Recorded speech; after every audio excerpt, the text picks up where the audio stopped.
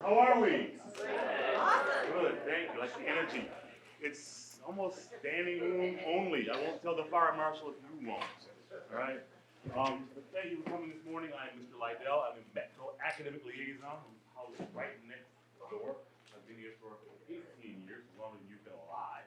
And I'm here to talk to you about a troublesome word today. It's more folks find a seat somewhere, some empty spots here and there. These seats over here. This is a lesson on the value gap, mind over matter. I guess you know the word that I'll be talking about. Before I do that, there's some housekeeping things I must do. The first, which is a land acknowledgement, right? We are sitting and I'm standing on land that is unceded. Land that was once the land of Massachusetts and the Pawtucket. We recognize that this is their territory.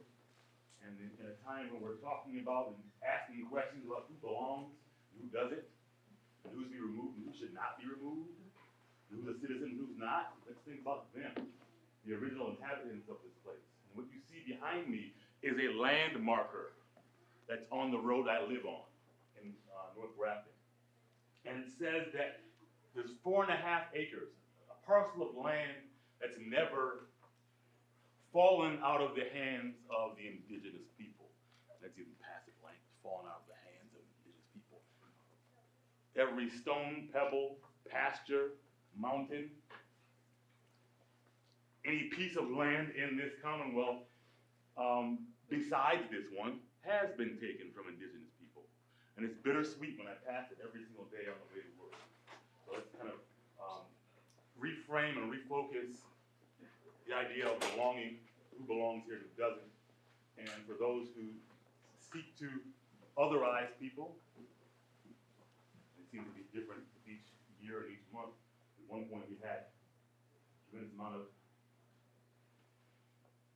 Asian antipathy. Speak back 5 years ago, a lot of Asian hate happening when they were scapegoated for having brought the pandemic known as COVID-19. And now there's a period where other folks are being scapegoated, questioning whether they belong or not. Let's think back at the people who were here first and ask ourselves questions about why we don't talk about their belonging and where they may happen to be right now. So engaging in this conversation, we need to have some guidelines, things we can agree upon in this discussion, because this topic is one that is sensitive, and for many people it's uncomfortable. And I welcome that discomfort. I think of this discomfort as being akin to what you might experience when you go to a gym. You've got weights on a bar, and someone's spotting you, you're lifting weights, and there's this discomfort that happens if you lift the bar when there's resistance on it. It's the tearing apart of your muscles, right? But you recognize in that moment that the tearing apart of muscles in that process gives you a better capacity to do what? Lift more heavy weights. And in this case, the discomfort that we're going to engage in, for some of you, might allow you to have a better capacity to talk about certain topics, right? Maybe give you a sense of confidence when you talk about certain things, all right? But here are our guidelines for today. Confidentiality. What is said here stays here, but what is learned here may leave. That means we're not going to attribute comments to anybody in this space. You might learn something valuable, it won't tie to the person in this room. So you can take those pieces that you've learned and spread them without attribution, right? Be willing to try out new ideas. There's some things you might hear about that you've never heard of before. Think about them. Put yourself in somebody else's shoes for a moment and see if you can do that. Listen intently, asking questions if you're unsure about what someone is saying, including me. Feel free to raise your hand. I will entertain questions at the end, but if you feel compelled in the moment to raise your hand, you may do so, and I'll respond to your question if it's on topic. No blaming or shaming. If you offer up ideas that you don't agree with, you're not going to blame or shame anybody for those things, which allows for some vulnerability. Your curiosity can take hold, and you can ask questions knowing that you're among friends, and no one's going to blame or shame you for a question you might happen to ask. And then acknowledge that you might feel uncomfortable. That's fine. It's quite all right. Can we agree upon these guidelines today? Anybody who does not agree can just give me a thumbs down. That's fine. Or if we want to add some things to it, we may do that. Give you a chance to add things you think are important for our conversation today. Give you a moment to think about that.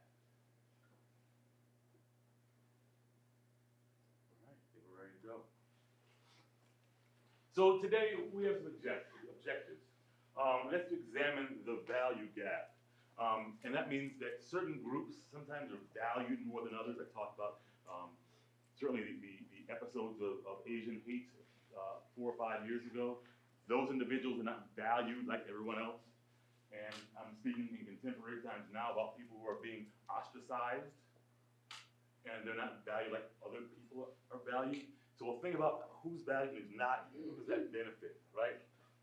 We'll discuss the N-word, and I will not use that term, although you will, just to warn you, you will hear it being used by other people in the presentation in the videos that I have to show you, but I will not use it myself. And we'll recognize the need for all people to be valued. You guys okay over there? In the corner. You okay? Thank you. We recognize the need for all to be valued, including those who are speaking in front of you right now, and respecting everybody in this space and their attitudes and their ideas around this topic. And we have to recognize that there are people who are from marginalized groups and those from dominant groups. So first I'll start off with this guy right here. You might not know who he is. His name is Carter G. Woodson. He's known as the father of Black History Month.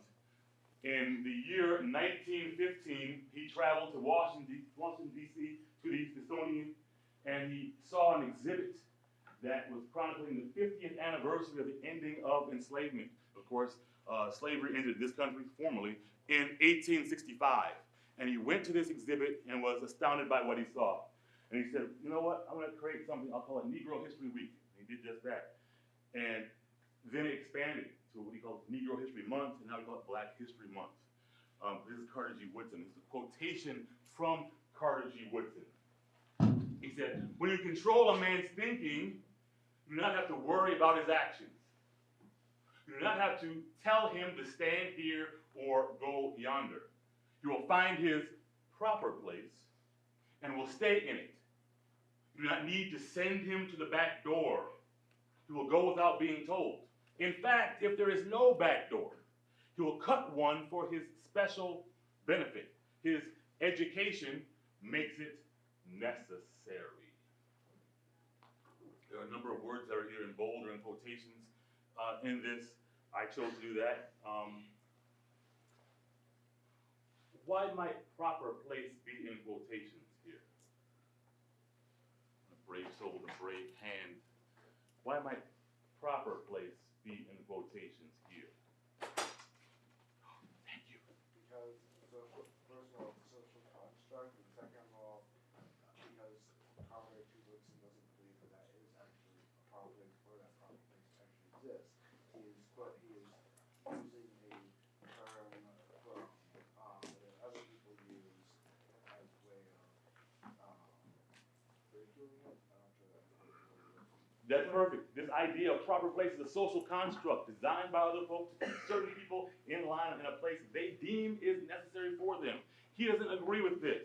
There is no proper place. And he talks about cutting a back door. For those of you who know about the era of Jim Crow in the United States, there are individuals who look like me who could not go to the front door of a business. They can go at all.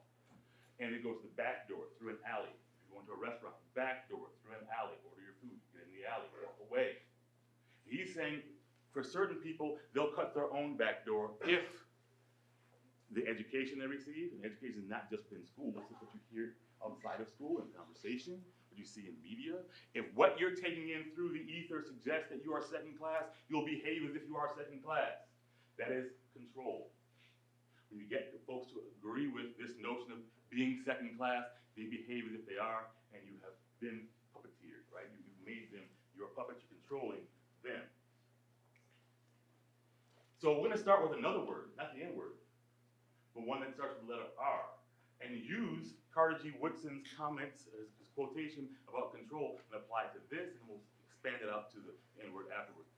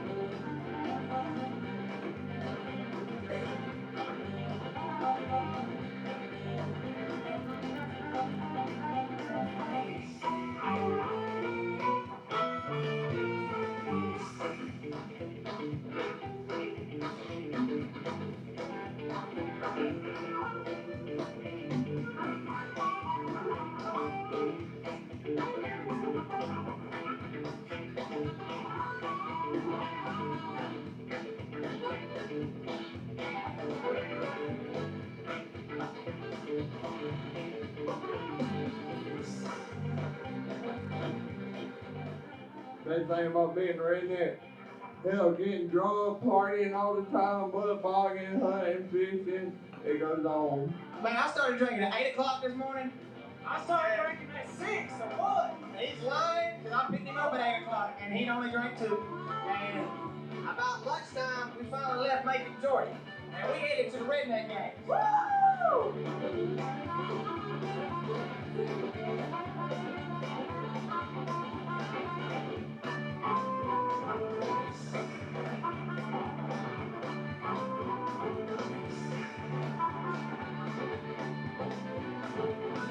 Welcome to the redneck games in Dublin, Georgia. We getting skinned. That's right, we're gonna get towed down. My favorite event's that damn belly flop splash over there, because I love playing that mud.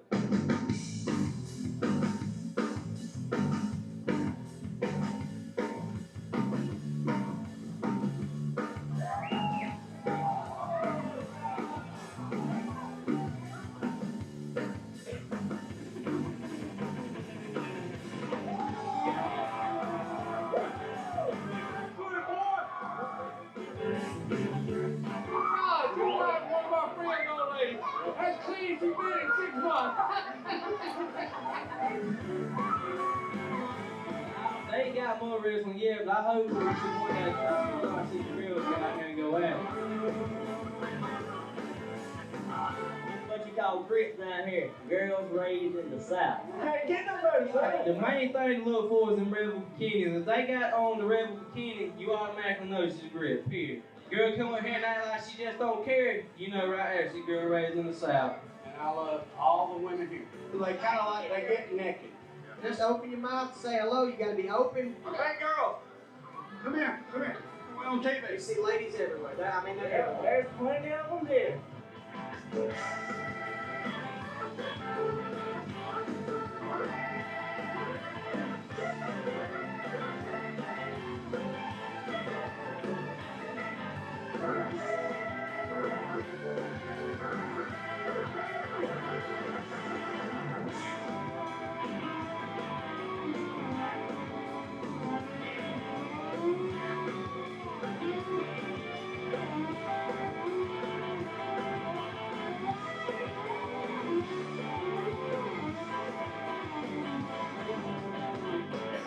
When the South rises again, there's gonna be us who knows how to survive.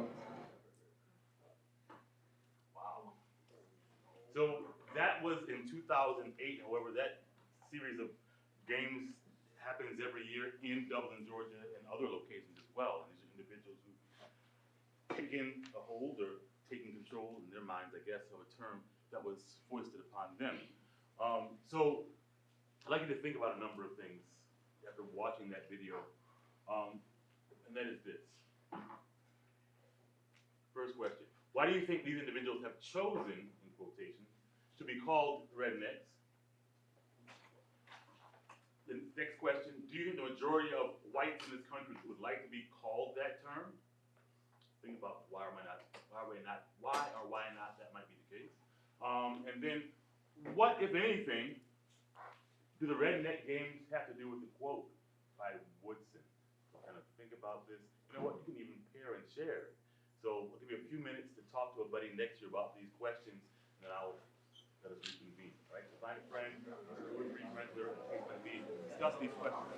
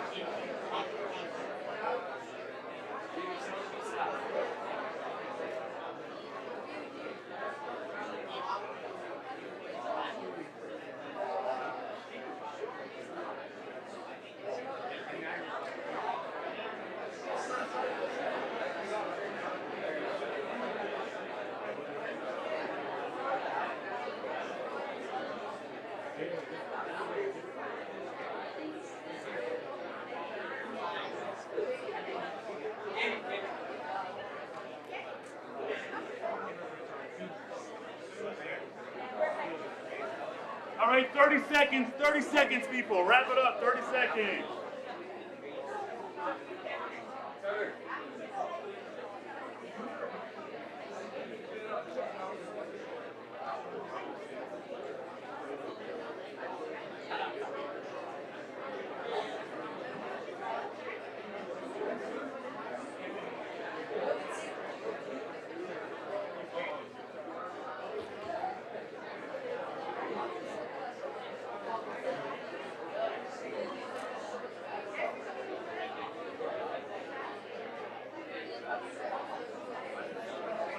All right, let's bring it back. So a lot of folks discussing these questions. I want to hear from you now. I've talked a lot. First, why do you think these individuals have chosen, in quotes, to be called redneck? Somebody offer something. You've thought about it for a few minutes now. Yes.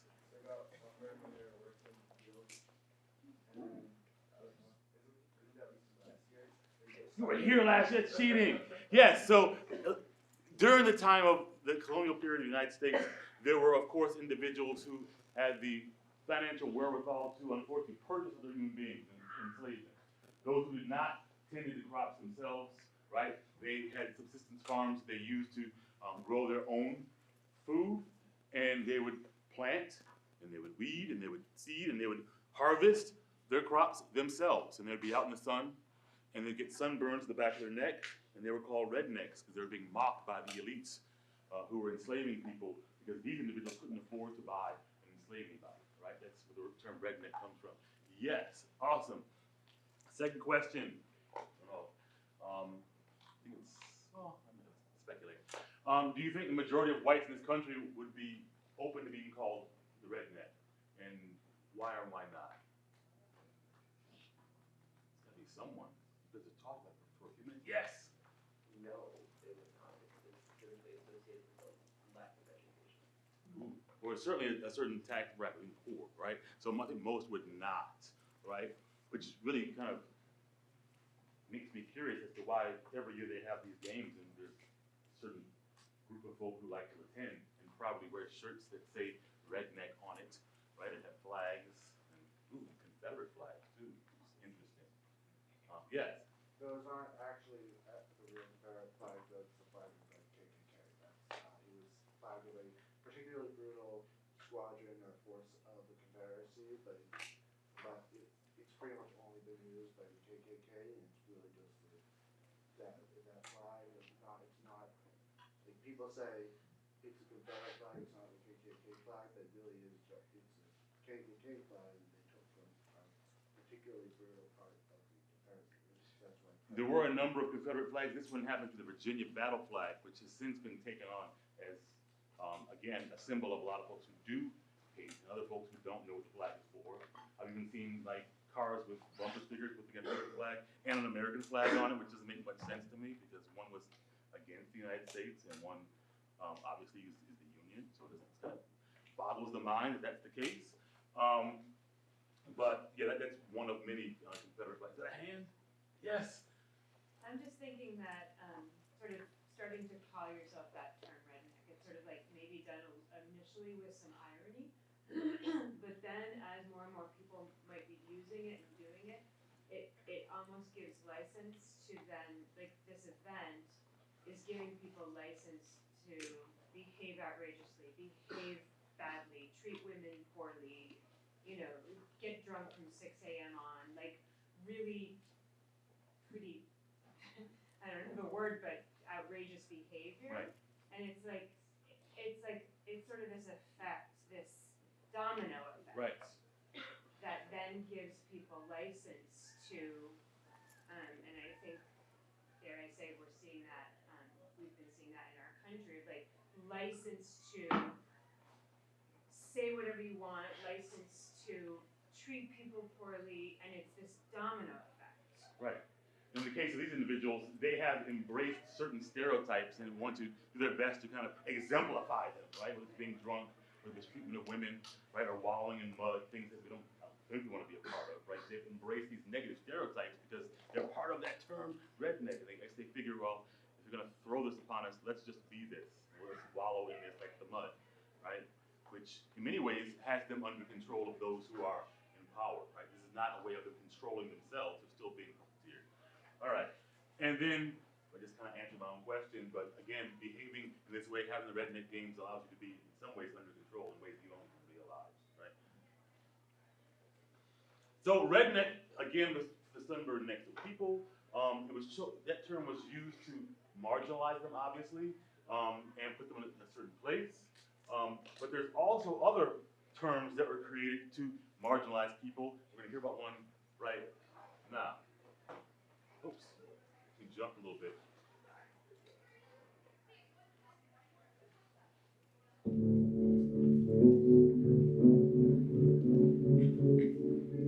At its root, the word is Niger, the Latin word for black. But as soon as enslaved Africans were brought to these shores, the word, pronounced with various accents and emphasis, was used to depict them not just as something derogatory, but as something not quite evolved from ape to human being. By examining this one word, we get an understanding of not only who we are, but who we have been and who we might become. But this two-syllable word and its evolution reveals much about American society. There is some risk in attempting to isolate the idea of contemporary culture and comparing and contrasting it to early American culture. For me, it's an artificial distinction. I think it's more useful to look at this word and its usage as part of a seamless strand, really a seamless narrative that runs from the beginning, from before the beginning of the country to where we are now. In 1619, settlers in Jamestown were already using the word to describe the enslaved blacks. You will find that British redcoats, and this is well documented, used the N-word when they taunted the Revolutionary Army because the idea was, you're so weak, you have to use niggers to bolster your troops. By the turn of the century, blacks had been freed from slavery for almost 50 years, but were second-class citizens in the North and lived in harsh segregation in the South. Lynchings were common. The 1915 silent film, Birth of a Nation, portrayed the white knights of the Ku Klux Klan not as American-born terrorists, but as the defenders of white women, culture, and society. But it wasn't just the Klan that used the term. The N-word permeated almost every aspect of pop culture and daily life, as if it had arisen from the national groundwater. And then when you look at the best-selling songs of the 1920s and 30s, equivalent of the Billboard's Hot 100, we might say, today we're looking at songs that not only use nigger throughout the lyrics, but have nigger in the title. At the same time, I like to say you could stand in your kitchen during this period and you could do a slow 360 turn, and everywhere you turn, your eyes would land on the word nigger. From your stove polish to the trade names for your fruits and vegetables, to the penny bank that your child has, to the board games that your child plays with, to the card games that the adults play in the parlor next to the piano with the nigger songster sitting on it. The nation loved to romanticize the Moonlight and Magnolias idea of the antebellum South, with Margaret Mitchell's Pulitzer Prize-winning novel, Gone with the Wind, also becoming the most popular film in the nation's history. The book used the N-word repeatedly, but while Rhett was allowed to use profanity to tell Scarlett what he didn't give, frankly, my dear, I don't give a damn. the Hays office censored the word itself from the script. But the nation was convulsing. The Supreme Court's striking down of school segregation in 1954, the slaying of Emmett Till in Mississippi in 1955, the Montgomery bus boycott later that same year, and the bombing of the Birmingham church in 1963 were part of the massive change and social upheaval of the civil rights movement. In 1967, the reigning heavyweight boxing champion of the world, Muhammad Ali, refused to serve in the war in Vietnam. His reasoning set off a national firestorm. And shoot them for what? They never call me nigger. They never lynch me. They never put no dogs on me. They never rob me of my nationality, rape and kill my mother and father. Well, I'm going to shoot them for what? The hopes and dreams of this movement led to a brash new message. Black was beautiful, baby, and you could say it loud. I'm black and I'm proud. You could see this new sensibility in the blaxploitation film. So, we saw the history of the word in this country, and we ended with a movement in this country where there's pride, or as you heard James Brown sing, I'm black and I'm proud. But who knows what followed that period in this country? I know, his history class teaches them what followed the Black Power movement. Certainly within entertainment, there was something called blaxploitation in movies, and in some cases TV, where they had individuals who themselves were African American who were helming certain projects, but were funded by the same organizations and conglomerates that funded other movies, and they had certain ideas they wanted to have projected on the screen. So the Black Power movement was followed by blaxploitation, where individuals in those movies were taking on minstrel type characters, the modern day minstrelsy of pimps and drug dealers and things of that nature, and making them in these movies in some ways the heroes. So this is to counteract the Black Power movement. This is done in a way to make sure that those folks who felt empowered will now see a counter image on the TV screen or movie screen, right? James Baldwin, hopefully some of you have already read James Baldwin in some of your classes, American author, African-American author, public intellectual, is speaking now about the term N-word itself and what it means and who it should be applied to, if anybody.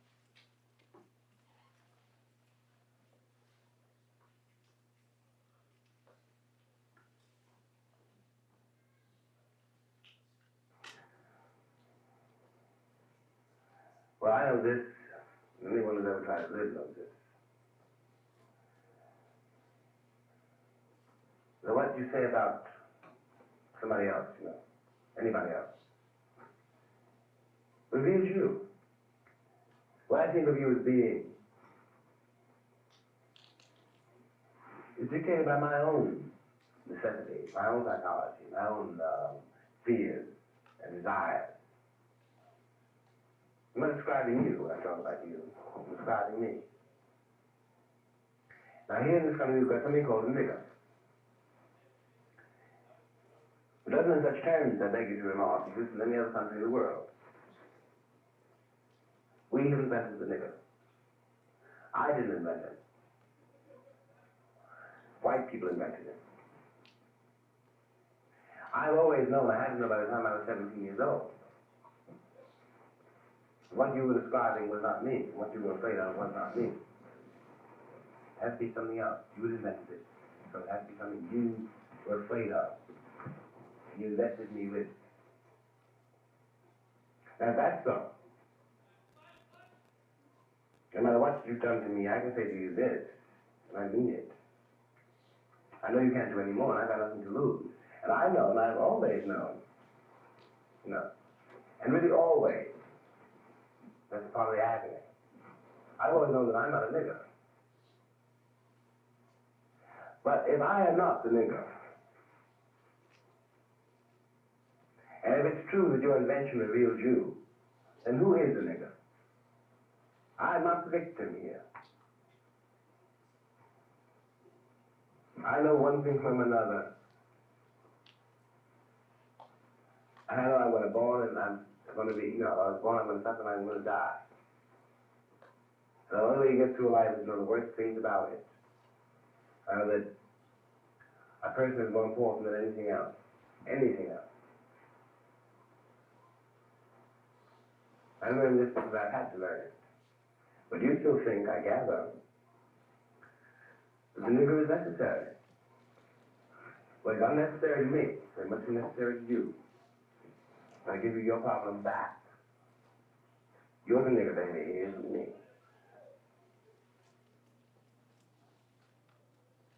So what Baldwin is suggesting is that those who have used that word against African Americans are engaging in projection. The psychological defense mechanism that says, I will take what is my flaw and thrust it upon you.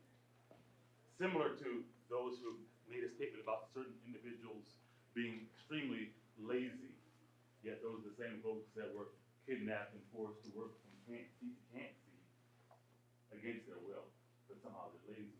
And those who did that kidnapping were resting on their laurels, right? Or the folks who in modern times call certain immigrants lazy freeloaders, yet when these raids occur by ICE, and they occurred last week, still occurring right now, they're going to places of employment to capture people. They're not lazy, freeloading, but that's projection, right? So, the milieu is a place where things happen in a certain given area of operation. And in the United States, people of color have been engaged in a perpetual struggle for the rights and privileges that are enjoyed by the whites, right?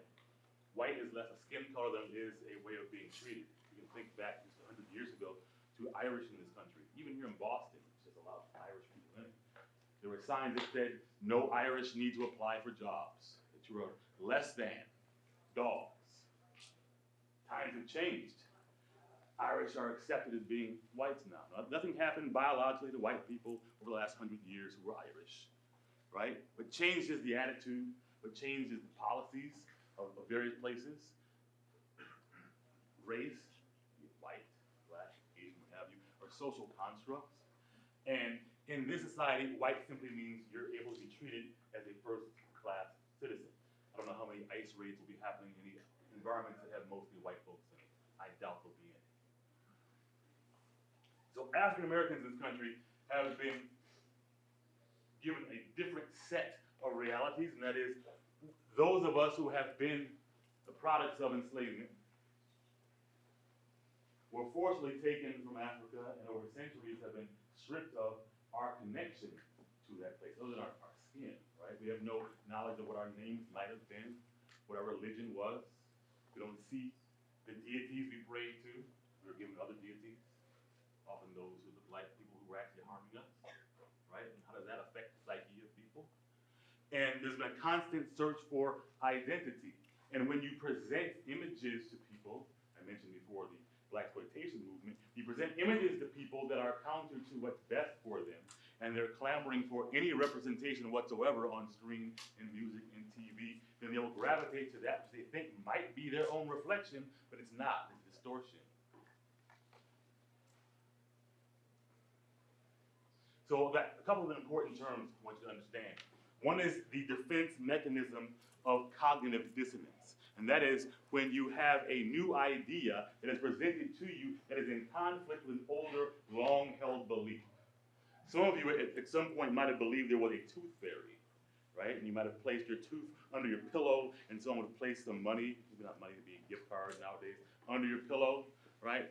And at some point, someone told you, there is no tooth fairy.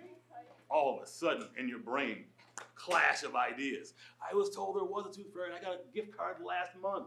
There has to be a tooth fairy. There's something happening. There's a conflict in your brain. That is cognitive dissonance. People try to avoid cognitive dissonance. So they try to avoid many times new concepts that conflict with old, long-held beliefs. That's the first thing I want you to understand, cognitive dissonance, right? The next piece I want you to understand is meritorious manumission. Meritorious means earned. Manumission means freedom. In the period of this country of enslavement, there were some individuals who were enslaved who gained meritorious manumission or earned freedom. And they earned their freedom by thwarting attempts for people who were trying to flee enslavement, thwarting attempts for uprisings and trying to kill those who had enslaved them. They were given special treatments. They were granted freedom because they could be trusted to never do anything to disrupt the system of white supremacy. That was on display January 21st. Thank you, Snoop. Meritorious manumission, earned freedom, and other folks who participated, right? These folks can be trusted not to do anything to help their group, but to harm it, right? Meritorious manumission. All right, so in this country, that system of white supremacy leads to a situation where African Americans are led to either react to that system or reflect it. The left side is Malcolm X. Hopefully you know a little bit about him. I wish we could talk a little bit when time goes that, but civil rights activist in the 1960s who reacted to this system of white supremacy in ways that empowered many. And I submit to you on the right side, NWA are a reflection of this system. You might give the one example that might be contrary to that, which is probably the most famous song of the Police. But other than that, everything else is a reflection of a system of white supremacy. For those who don't know, I guess this is the catalog, but not here. These are my parents. This is personal now. And I grew up in a household in Detroit, Michigan. Never heard my parents use the word, nor anybody who crossed our threshold use that N-word, ever. My dad grew up in Mississippi, born in 1932. Mom born in 1927 in Detroit. Had different realities in terms of what that word meant and what society was for them. My dad grew up in a place where if you're walking on the sidewalk and a white person was coming the opposite direction, he had to hop off, especially if that person's a woman. You couldn't run the risk of this person saying that you said a word to her or brushed up against her or made a pass in some way at her. That would be instant death. My mother's reality was something a little bit different than that in Michigan, but still not that pleasant. I'll present to you a couple situations that they told me later on in life. They would not, in their minds, like spoil my childhood from their perspective. I don't think it's spoiling with these stories when I was younger. But my mom again grew up in the north of Michigan, went to college at Howard University in DC, and one Thanksgiving she went with a friend of hers who lived in North Carolina. And after Thanksgiving dinner, they were able to enjoy going out in the streets of North Carolina, going to a soda fountain. And for those who don't know, soda fountains are places you go get a soda. Right? You go to, sometimes it'd be a pharmacy, and they'd serve up a Coca-Cola or Fanta or whatever. You go get your drink and move about your business. Didn't have them bottled back then, way back when. So my mom was with a friend to the soda fountain, and my mom went through the front door and approached the counter and sat down. Everything froze. The whole place stopped. She hadn't realized she couldn't sit at the counter. And her friend kind of motions like, get away from the counter. She walked away from the counter, and from a standing position, a good ways away from the counter, she ordered her soda, approached the counter, got it, and left. That was the reality that she grew up in. My father, as I mentioned, hopped off sidewalks and onto curbs and onto streets in this situation. But when my parents met, they met in Nashville when my dad was in medical school at a place called Meharry Medical School. It was the only place in the country at the time that would allow African Americans to attend. There was but one country with millions of African Americans, and to allow them to want to be doctors, a 10-year waiting list. He waited his 10 years. Of course, everyone couldn't afford to wait 10 years to go through a postgraduate experience, but he was able to do that. And once he finished there, he and my mom traveled from Nashville to his home in Mississippi on a train. Of course, at that time there were separate trains, a colored car and a white car. My parents sat in the colored car, and someone burst in from the white car and said, "Anybody here? A doctor. We need a doctor. A woman has fainted in the car in front of you." My mom is so proud of my dad. She's gonna raise her hand and point at him. He, in the only incident ever where he's raised his hand at my mom, he violently yanks her hand down. Because he knows if he's identified as a doctor and can help this woman in the car in front of them, he might have to put mouth to mouth on this woman who's passed out. And to do that, much like walking on the sidewalk and brushing against somebody, is the kiss of death. Don't know what happened to that lady on the train. My dad didn't help her. That would have been death for him. He often heard the N-word hurled at him when he was in Mississippi. This is an injurious word. It's the last word that a lot of folks heard who suffered violence at the hands of mobs. And just one more thing about the idea of suffering violence with the word being hurled at you. I encourage you to learn a little bit about the country's history of lynchings. These were not things you might happen to see in movies with a bunch of toothless yokels who would find someone and string them to a tree. These are often events that were happening, that were planned, where there are thousands of folks present. Maybe I'll do a future presentation on that, but people who dressed up in their Sunday best. As a matter of fact, sometimes people went to church and then went to the planned hanging as an intermission from church and then returned afterwards, right? They sold postcards of people being burned. They sold body parts. One treasured thing would be have a glass case on your mantle with someone's genitals in it. That is the history of lynching in this country. And the last word they often heard was the N-word. These are people who were lynched not for crimes other than being who they were, right? So when we think about the N-word and how it's being used, I see all of these things. And if I hear it, it makes me angry. And for those who use it, they're often ignorant to the history of the word. It's not allowed in my presence. That's me, some time ago. 1975, 76. First grader, first time I heard the word hurled at me. And I went to school in a place a lot like this where I was one of the few people who looked like me in my classes. And I was on the playground one day and there was a fifth grade kid who hurled the word at me. And I'd never experienced that before. But I was always large for my age. I've been this height since I was 12. Not this width, this height. Since I was 12. And I was large for my age as a first grader at the time. And when I go back to my parents' house in Michigan, I go into my old bedroom that I had as a kid, and I find in my closet a small bag. And I look into it, and I often pull out and look at two of the incisors of that boy who called me the N-word back when I was in first grade. I was a freelance dentist. I took his teeth. And I don't pride myself with violence, but I was a young person who didn't know any better, I guess, and I wouldn't do that now. But I had his teeth. My parents had his teeth. Still, I don't know what he is now, doing now. But yeah, that word is if there are words, if there are fighting words, that's one of them. I choose to be a pacifist. I don't engage in violence. And when I was a kid, but I don't do that now. But yeah, those are some fighting words for me.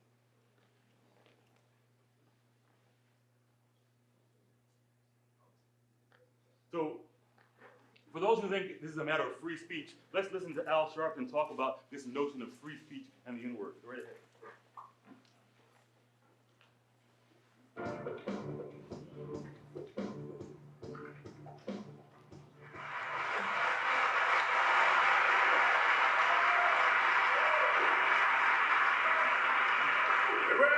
It's in the country. I talk about it, and some of my friends is in hip hop. I talk about it everywhere I go. And all hip hop ain't bad, but some of this stuff has to be challenged. I remember we came out a few years ago and said we had to bury the N-word. Some of my friends got mad. You can't bury the N-word. I said it's bad, we've all used it, but it gives a wrong self-definition. It's a wrong self-image. We cannot let our children grow up thinking that they are nothing. Because once you adjust to being nothing, people can do anything to you because you accept that you're nothing in the first place. No, well, Reverend, I don't care what you say. We got free speech. I said, no, you don't. What do you mean we don't? I said, you go in a studio. I want y'all to think about this. If you go in a studio and you cut any CD that offends anybody but us, they won't put it out. You cut a CD against the Irish, it's hate speech. They won't put it out and they shouldn't. You make a CD against Italians, hate speech. Won't put it out and they shouldn't. Make it against Jews, hate speech. Won't put it out. Gays, hate speech. Won't put it out and they shouldn't. So let me get this right. Anti-Irish, hate speech. Anti-Italian, hate speech. Anti-Jewish, hate speech. Anti-gay, hate speech. Call blacks niggas, free speech. This production has been brought to you by Image.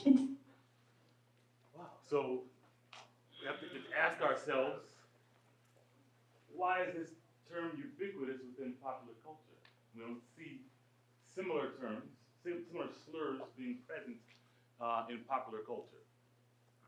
I don't know if they are. Please inform me where we find other slurs, but certainly this word is all over the place. And it is for the same purpose that they hurled the R word at poor whites, which is to control individuals. And just like anyone who is finding themselves attracted to going to the redneck games every year and using that term, they don't realize the ways in which they are being controlled. They don't realize the ways in which they are doing something that is deleterious to their own community, detrimental to their own community. They don't realize that what they think is fun and games is just another way to keep them in a certain piece or part of the social strata, right?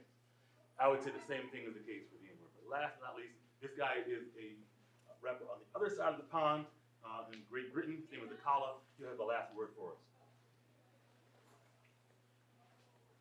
I wanted to ask you what your thoughts are on the N-word and like the use of that in rap music, because obviously as a white person I've been brought up never to ever use that word, but a lot of the music I listen to says it 20 times in every song. Yeah, for sure. So I wanted to know what your thoughts are on that and like whether you think it's a word that's become obsolete or whether you think that there are negative consequences on the fact that it's so widely used. I do, I very much do. I used to be someone who used the word all the time, as some of you may or may not know. I came to a stage in my life where one of my elders said to me, "You're better than that." And I started reading a bit more, I started studying the history of the word, I started looking at the brutality that had been underpinned by this word. Let me be clear, I'm not against people using the word. I'm just against the stupid idea that it's now become a term of endearment. It hasn't. It has so much blood attached to it. For me, it means what it's always meant. It is a term of white supremacist genocide. It is a word that says African people are not human. It was a way of reducing people to subhuman status, which led to, as I've said to you, people being put in zoos or public lynchings in America, where someone could literally be barbecued in public and people thought it was perfectly acceptable to bring their child, give their child the day of school to come and watch a person be barbecued in public. Rail systems would operate special lynching day rail cars. After the lynching, there'd be postcards with the dead person on front of it. They'd send out as souvenirs. So this is the history behind that word. If we look at early hip-hop, when hip-hop was a bit more independent, when hip-hop was owned a bit more by the black community, we see that hip-hop was completely offensive to everyone. People would say cracker, they'd say honky, they'd say nigger. You'd have Ice Cube making inappropriate songs like Black Korea. You'd have songs, NWA songs that were about killing black people. Hip-hop was just completely like punk. It was just offensive to everyone. But someone decided somewhere it was no longer acceptable to say cracker and honky and those kind of words, but nigger was okay. And for me, when we look at who owns hip-hop, Mos Def made a song called Old White Men is running this rap shit. It's called The Rape's Over. It was on a beat, the same beat that Jay-Z made The Takeover on. And that song was taken off of his album without his label telling him, because he criticized white corporate ownership of hip-hop. He said some tall Israeli is running this rap shit, and that was taken to be anti-Semitic. Leo Cohen is tall and he's Israeli. It's a statement of fact. It wasn't anti-Semitic. Like, that's who's in charge of rap. It's not black people. And so I think that the use of that word has become, to me, very gimmicky, has become a dangerous way of glossing over the reality of what it was to be black in America. And certainly for me, as someone whose mother's white, I don't understand the motivation for white people to want to use the word. When people are like, oh, why can't I use it? I'm white. I'm like, first of all, why do you feel oppressed by that? I'm confused. And knowing the history, why do you want to call your black friend nigger? Let's just deal with that for a minute. Because my mum's white, and she's never had the desire to say, look at my little nigger son. So I'm confused why people want to use the word. Now, black people can figure out for ourselves whether or not we think it's intelligent to continue using the word. But why young white kids like, I just want to call, I just want to. This comes back to your question a little bit. This perverse sort of, ooh, blackness is just a bit dangerous and it's a bit sexy and it's a bit violent. Ooh, can I say nigga, can't I? It's a little bit of that, yeah? But I don't think a song called Honkies in Harlem would get on Radio 1. But niggas in Paris will. We've got. Or train of thought, or train. So save from, number one, his statement about whether black folk are using it. I think no one should use the term. Oh, give me 30 seconds. And also save from his comments about Leora Cohen, who's ahead in the music industry. I don't know about that, but I think the general idea is this. Number one, why do you want to use the word? Why do you think it's important to use the word? And you know the history behind the word, how injurious it is. If you know those things, you'll leave the understanding not to use it. I hope that's what you're leaving with. Thank you very much.